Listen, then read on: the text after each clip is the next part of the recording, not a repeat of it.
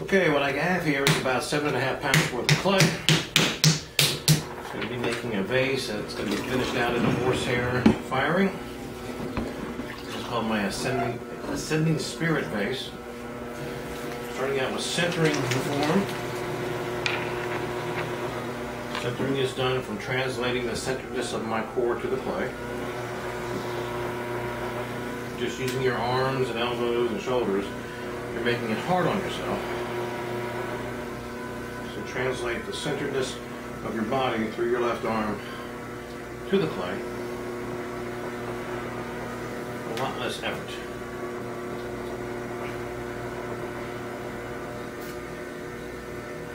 This clay was purposefully stiffened up so I could get a little more height out of it.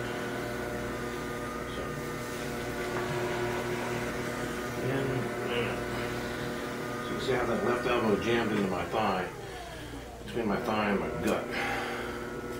So you're utilizing your core, but you're also utilizing the strength of your left thigh, your lower body, so that you're not trying to do it all with your arms, which would be silly. Notice also I don't use very much water. Water is a tool. You only apply it as necessary. If you have water on the floor, on your lap, on the table, you did not need that water. So, into the clay, open up briefly with a big narrow, tight bottom. And I'm going to start pulling it up. Again, using the strength of my right leg, arm jammed up against it.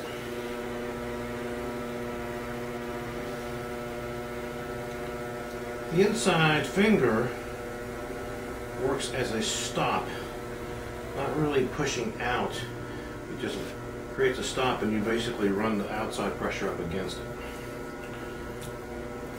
That's very important because when you're new at this, a common mistake is to push out too much and you end up thinning the clay and you end up tearing the clay. Okay. Notice also the close proximity to the clay. I'm not back away from it. I'm right on top of it. At this point, my left elbow goes up. This elbow is jammed between my thigh and my gut. Starting at 4 o'clock. 4, 5, 6. Starting at 4, I'm going to work my way down to 5. I'm actually pushing down on the inside, underneath on the outside. And once my outside pressure comes around, I'm going to move this to here, which creates that curve. And by continuing that curve up the length of the height of the clay, forcing the clay through that S curve is what translates into height.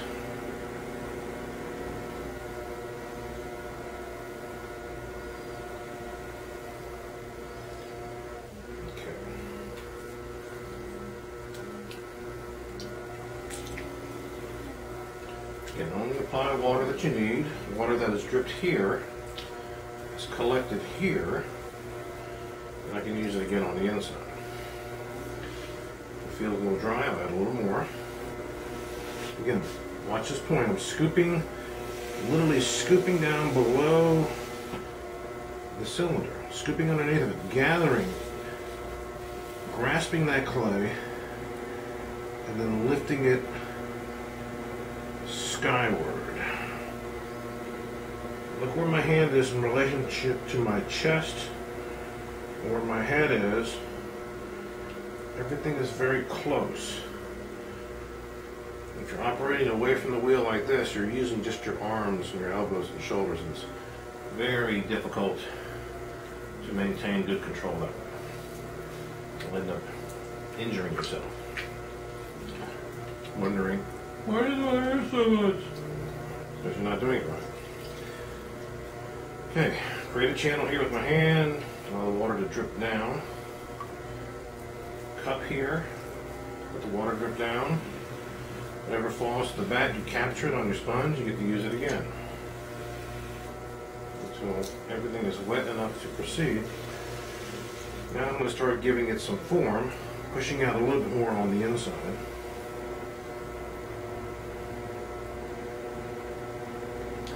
If you throw like this, you won't need a splash pan.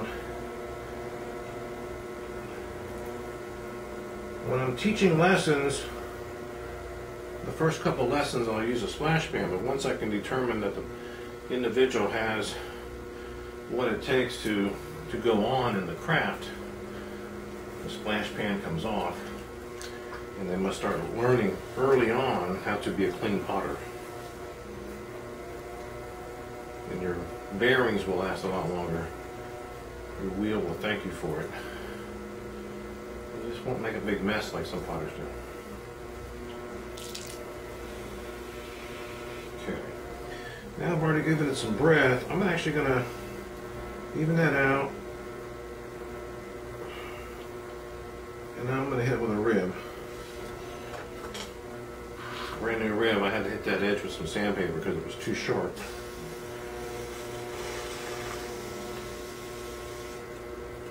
Starting there, the bottom of the point.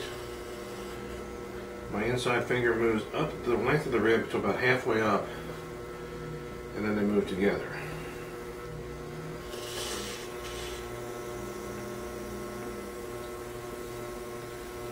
Compressing, fine-tuning, getting the excess water off the surface. This particular vessel I'm trying to make, this form, is not going to require a lot of expansion. So I'm really just trying to fine-tune the form.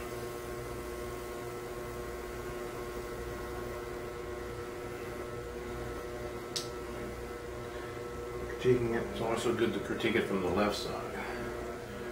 See it from a different perspective. I actually have too much water on it.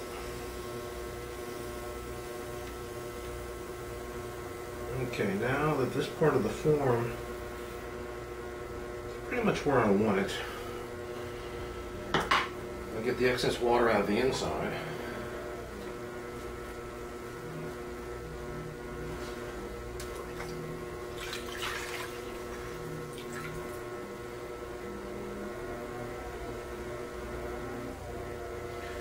Now I'm going to start choking, collaring it in. When this is done, it's going to have a very narrow, very tight neck.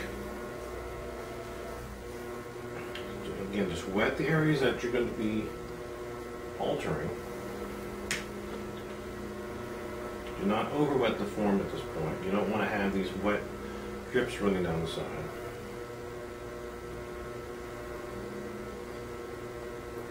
So I collared it, or choked it. Pulling it. I'll go ahead and take off that. It's a little irregular. It's going to interrupt my narrow wing, so I'm going to go ahead and remove that now. Okay. Critique this shoulder. The most important thing right now is to critique this shoulder. Make sure I don't have any flat spots here. I'm going to bring this in a little bit, then I'm going to torch the vessel before I can go and bring it to completion.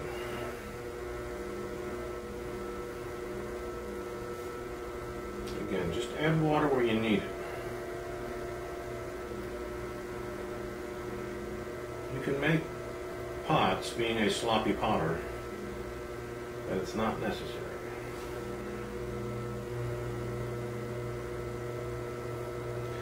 Push out where it's a little flat here. You can see my finger pushing out. Reach in, push out a little more. Not happy with the shoulder here, so I'm going to reach in, push out here. Push out there. Push out there.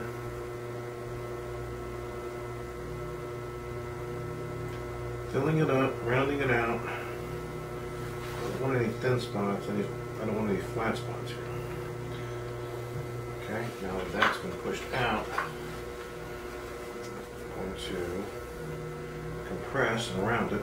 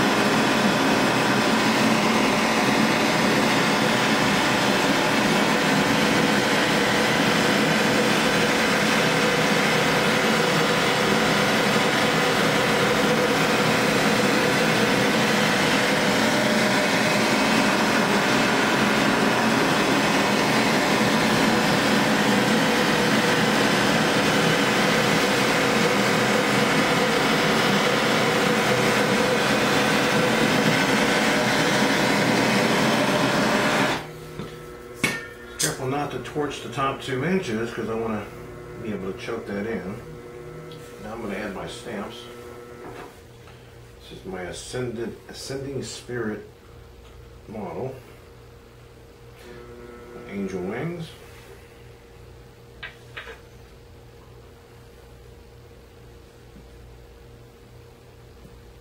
Just made from clay.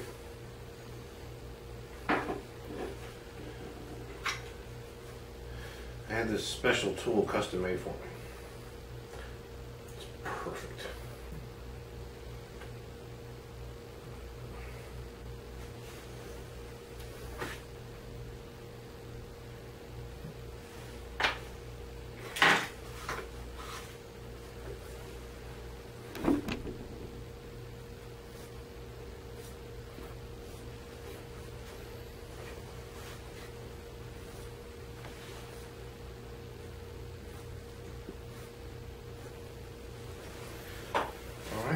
Some more heat.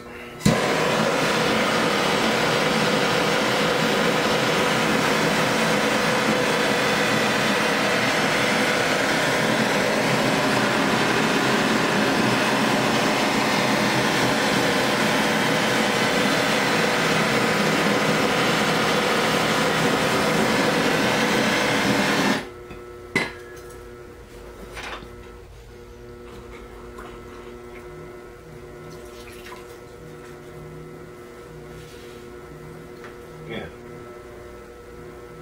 wet the area that you're about to work.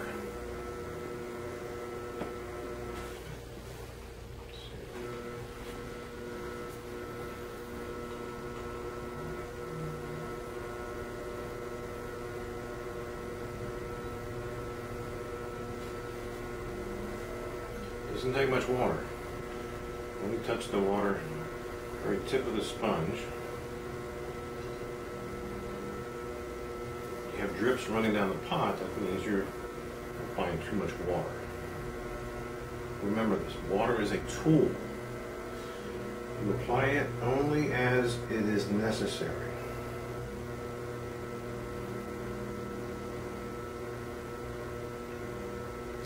You can see my point of contact is now right at about 5 or 5:30.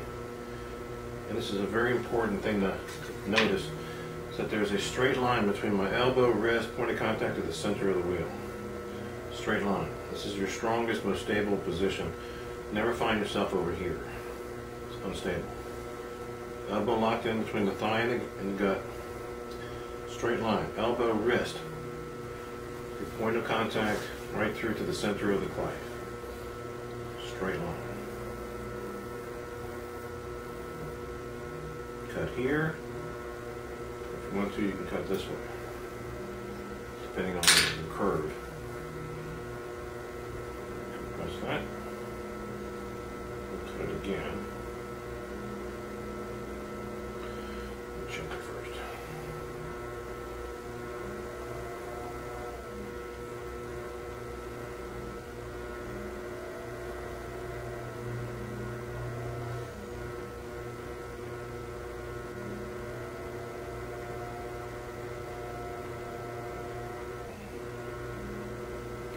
Right now I'm actually working left hand, point of contact, 6:30.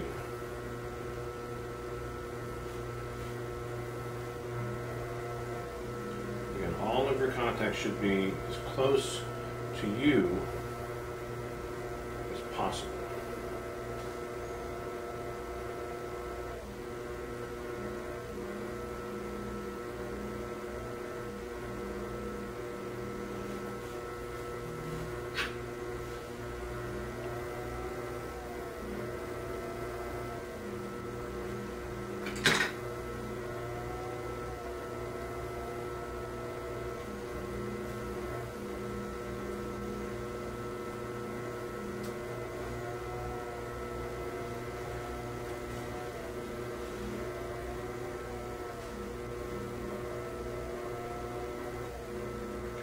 Push this down.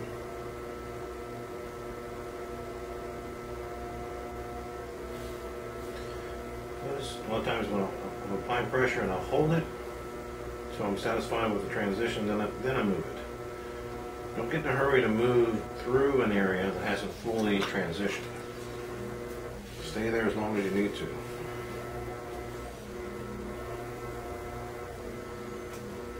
Checking the curve. Push this down a little more. Notice how the hands are connecting. As much as you can, you want to connect your hands, because this is always stronger than this.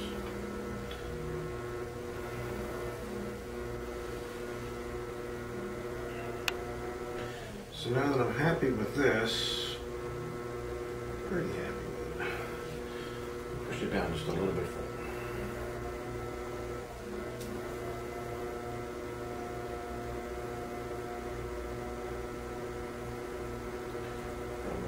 Include the top.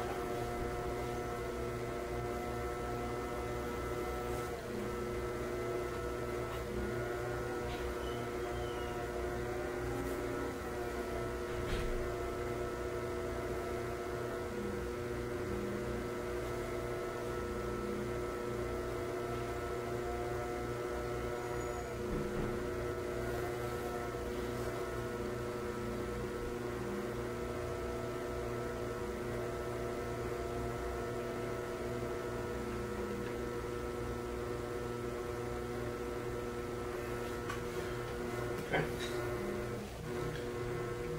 Happy with that transition.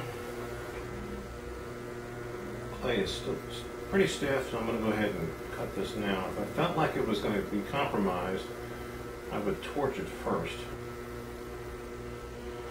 Just have to be very careful at this stage. Everything's so thin, when you go to torch it, things dry very quickly. It's very easy to over-torch, especially when you're not done.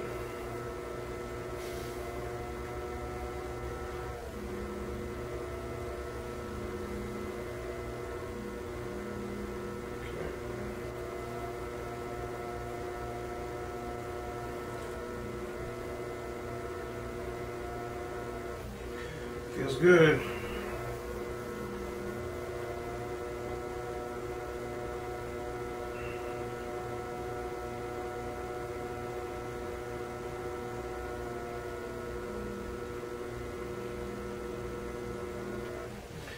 Okay, and although we think we're done, we're actually not.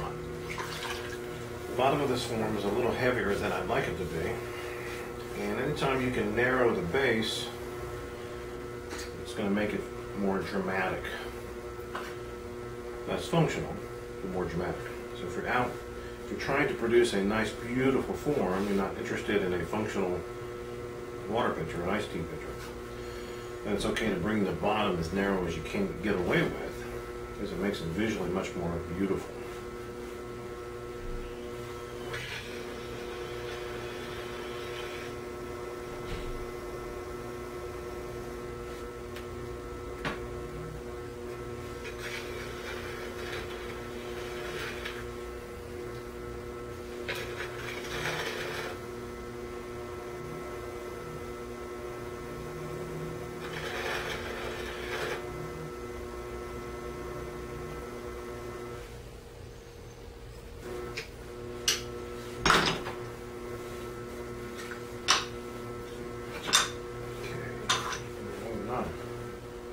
Yeah.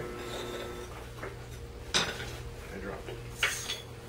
You can always count on the floor to catch your tools when you drop them. It's a good thing.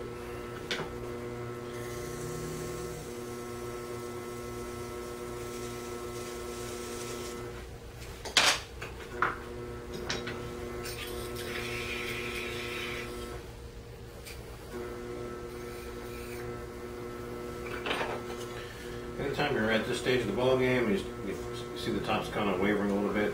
It's a very easy thing to fix. Watch this.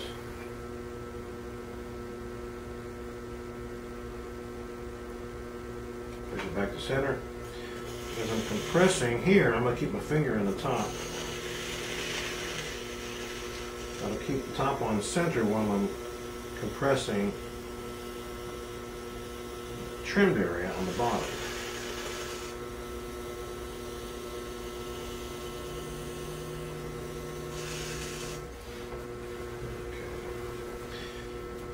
Nice.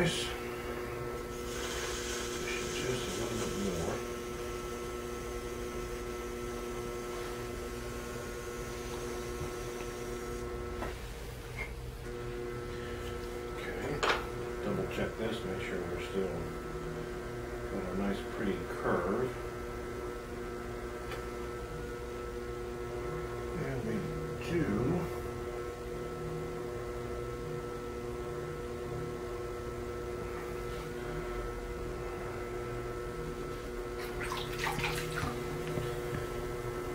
okay.